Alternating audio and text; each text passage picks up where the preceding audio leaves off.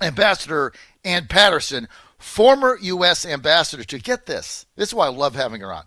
She was a former ambassador to El Salvador, Colombia, Egypt, Pakistan, and most recently served as Assistant Secretary of State for Near Eastern Affairs from 2013 to 2017 under President Obama. She's also president of the U.S. Qatar Council, and she's joining us now.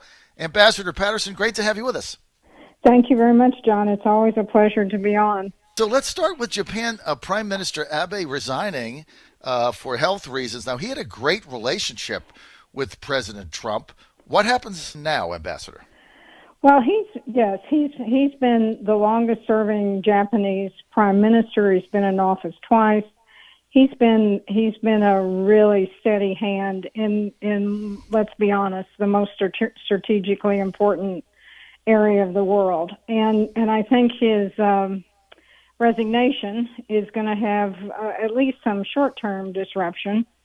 But hopefully the new prime minister, and I just saw it popped up in the press clips, there seems to be a front runner now, will manage, I would predict, would carry on the overall alliance. But he's done a good job, and he's had a great relationship with the president. He raised defense spending. He got rid of some of these restrictions in the Japanese constitution about defense. He negotiated a good trade arrangement. He allowed in U.S. Agricultural products. That had been a goal of U.S. trade negotiators for decades. So he's been a very strong ally of the U.S. Ambassador Patterson, so he's been a strong ally. And so now that he's leaving, there's a little concern. What will happen? There's a front runner now, as you've mentioned. Is there potential for dramatic change to the U.S. relationship with the Japanese? I wouldn't think so, John. I would think the likely successor is a protege of Abe's, and the general thinking is he'll carry on many of the same policies. What I know from personal experience is Japan has an extraordinarily capable and, frankly, important civil service. So a lot of the operational details will fall to them.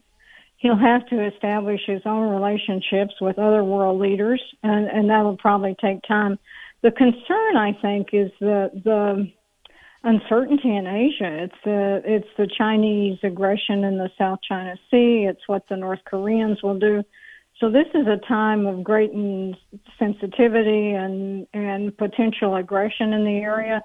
It's sort of a difficult time to change leaders in Japan because Abe was not only a strong friend of the U.S.'s, but very predictable as well. So there could be some. It's a sort of dicey time out there right now, but I suspect the relationship will be very strong.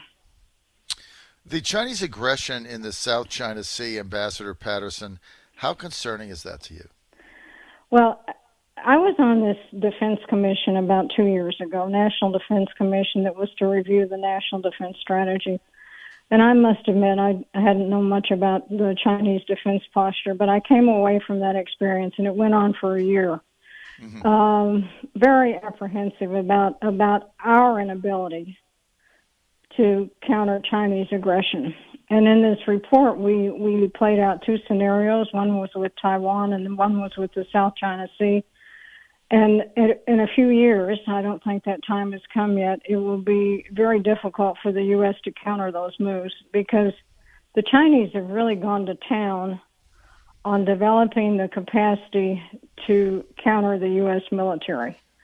And the conclusion of this commission, which was chaired by a four-star admiral and an undersecretary of defense, is that we really need to get our act together on the defense side and switch away from some of these endless wars and to work on at least developing the capacity to counter the Chinese. So I came out quite concerned. Where do we go from here with this? Do we really have a policy? I mean, we have a lot of jawboning, but from the outside looking in, my question to you is, does the Trump administration have a policy? Well, they certainly have a policy on trade, and you can argue whether that's been successful or not, but they certainly have a policy on trade. And I think one of the things that I learned from this commission, which I think we've seen in spades with COVID-19, it was how many of our supply chains have moved to China. And it's not just in the medical field, it's also in the national defense field. So I think the administration is right to try and bring those home, or at least to this hemisphere, where they're more accessible and less subject to disruption. But on the defense thing, we really need a major rethink. And I think and honestly that Secretary Esper's done a good job with this. He's focused on great power competition. He's focused on recasting the military to meet the Chinese and, for that matter, the Russian threat. So, yes, I do think they have a policy on this. You're on the John Fredericks Radio Network, Trucking the Truth Across America. We are with Ambassador Ann Patterson. She's former ambassador. But you read all these countries out, it's kind of intimidating. El Salvador, Colombia, then she goes to Egypt, then she goes to Pakistan, and then served as the Assistant Secretary of State under John Kerry for Near Eastern Affairs in the Obama administration, 13-17. Now she's President, U.S. Qatar Council. Okay, let's get to the Middle East. You spent a lot of time there, Egypt, Pakistan, obviously, in your position now. But let me ask you something. The deal that was struck between the United Arab Emirates and Israel, now, of course, a big deal because I think there's a first direct flight today going from Israel to Dubai or something, to the UAE somewhere. That's a big deal. But I had a couple of journalists on from the Middle East that really said it was a paper tiger, that the UAE had been working behind the scenes with Israel forever. They just kind of came out with it, and it didn't really change anything. But certainly on the surface to the layman, it seems like a big deal. Is it a big deal? Yeah, of course. I mean, the one of the goals of U.S. policy in the Middle East for decades has been to promote better relations with Israel and Arab countries, and so this is a breakthrough. Let's be honest about that. I know it's gotten a lot of criticism, and certainly I would say that the key is still to have a two-state solution with the Palestinians. That Israel won't really be at peace until that is resolved. But let's not. It is a big deal, and today there is a flight, as you mentioned, John, from, I think this one goes from Tel Aviv to into the UAE, and tomorrow there's going to be a return flight with a big delegation. And the Emiratis want high-tech military equipment. We'll see if the Israelis go along with that. So there are a lot of issues to be resolved in this. But yeah, sure, it's a big deal. Is MBZ finally distancing itself from MBS? It looks that way, but it's John. In the final analysis, the really serious player on the Gulf are the Saudis.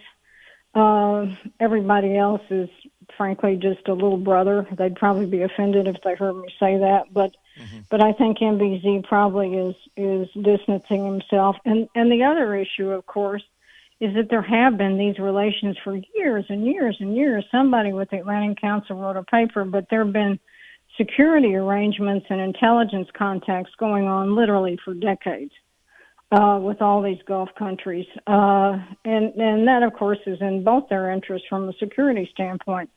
So in some respects, this does just formalize an ongoing relationship. And I think both countries are looking for an economic advantage on investment and trade and all that sort of thing. How does Erdogan play into this? Oh, man, that's a complex question. There's all these issues now in the Eastern Mediterranean, and he's exerting sovereignty on offshore oil fields.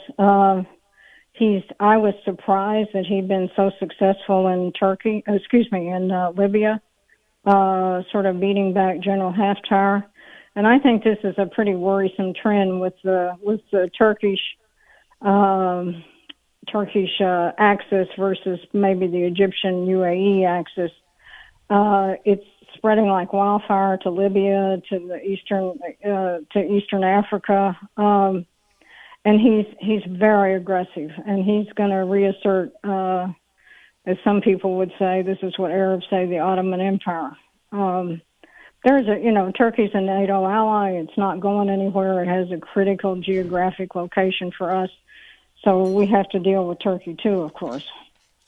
Well, those of us that follow this knew after he brilliantly played the Khashoggi murder, the way he Brilliant. played the media on that, the way Turkey leaked out a piece of information every 3 days. I mean, I had never seen a Middle Eastern media machine work the way their government did. It was very effective in turning public opinion against the Saudis and other stuff. The way they did that, you knew right then that this guy was going to be a formidable character, no question about it. So when you say that his goal is to reinstate the so-called Ottoman Empire, Ann Patterson, can you be a little specific on that? Like, Well, what I would that mean, mean? look. He's first of all, they're very commercially adept. I was struck in Egypt with how many Turkish firms were there, and anyone who does business with the Turks knows that they come in ahead of schedule and under budget. So they've been very commercially successful. When he went into Libya to basically fight General Haftar and the Egyptians in the UAE, he was very successful. He's been successful and aggressive in the Eastern Mediterranean, where he's asserted claims against Greece. And even in Qatar, he now has two small bases in Qatar because, of course, he went into Qatar to protect them against the UAE and Saudi Arabia. So his influence is spreading. He's got not to mention his role in Syria, which is absolutely critical. So as much as people are critical of Erdogan and say he's, the new sultan and all that, from what I see, he's been very successful, or at least successful. Well, you even look at what he did in Qatar during the first early stages of that blockade, when I think the Saudis were negotiating with paid mercenaries or something to Mercenaries actually from invade. Africa, yeah. Yeah, to actually invade Doha, and he sent troops there immediately, and now they've established bases. So because of that relationship, he's now there, right? He's not going to He's leave. now there, and Yeah. he saved them essentially. That's how most Qataris perceive it. So they certainly owe him. And like you, I was just astonished at how they handle the Khashoggi issue. I mean, obviously they had all this information from day one, and they leaked it out in such a brilliant and effective way that the whole world press was just riveted to this story. So, yeah, they not only is he effective, but he obviously has some very effective people working for him. Yeah, and to think that not that far ago, not that long ago, there was a failed attempt to topple his government, right? Not that. Right. What was that? 5 or 6? No, That was during the Obama administration. Yeah, that was during the Obama administration. I think it was toward the end of 2016.